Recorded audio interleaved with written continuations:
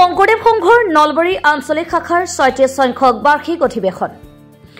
নলবাৰীৰ হাতী নমাটিত শ্ৰীমন্ত শংকৰদেৱ সংঘ নলবাৰী আঞ্চলিক শাখাৰ ৩৬ সংখ্যক বাৰ্ষিক অধিৱেশন আৰম্ভ হৈছে।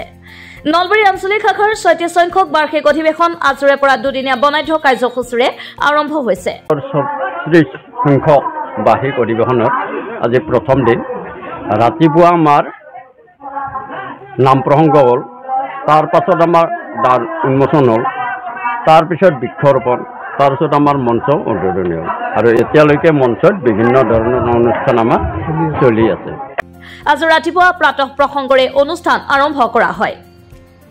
ইয়াৰ পিছতে জিলা অবিচি বোৰ্ড নলবাৰী জিলা উপাধ্যক্ষ বীৰেন ৰাজবংশীয়ে মূল তোৰণ উন্মোচন কৰে। বিশিষ্ট ব্যক্তিসকলৰ দ্বাৰা বৃক্ষৰোপণ কৰা হয়। ভোজনালয়ৰ দ্বাৰ উন্মোচন কৰে নলবাৰীৰ যুৱ ব্যৱসায়ী সৌৰভ তালুকদাৰে। প্ৰতিনিধি শিবিৰ দ্বাৰ উন্মোচন কৰে শ্ৰীমন্ত শংকৰদেৱ সংঘৰ কেন্দ্ৰীয় সেৱা বাহিনীৰ প্ৰাক্তন মুখ্য অধিনায়ক দীপক কুমাৰ বৈশ্যই। মূল মঞ্চ উন্মোচন কৰে শ্ৰীমন্ত শংকৰদেৱ সংঘৰ নলবাৰী জিলা শাখাৰ উপ সভাপতি গোবৰ্ধন হালৈ। ইয়াৰ পিছতে শিশু আইমাতৃ কল্যাণ সমিতি আৰু সেৱা বাহিনীৰ সাধাৰণ পৰিষদৰ সভা অনুষ্ঠিত হয়।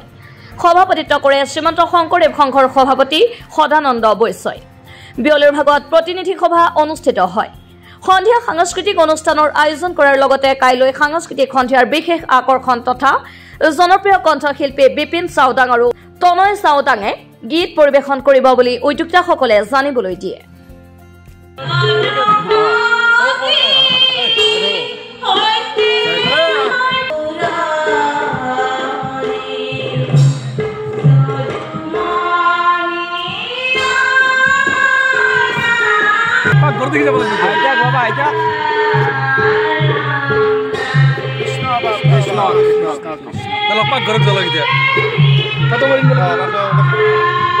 বস্তু কৰি আছে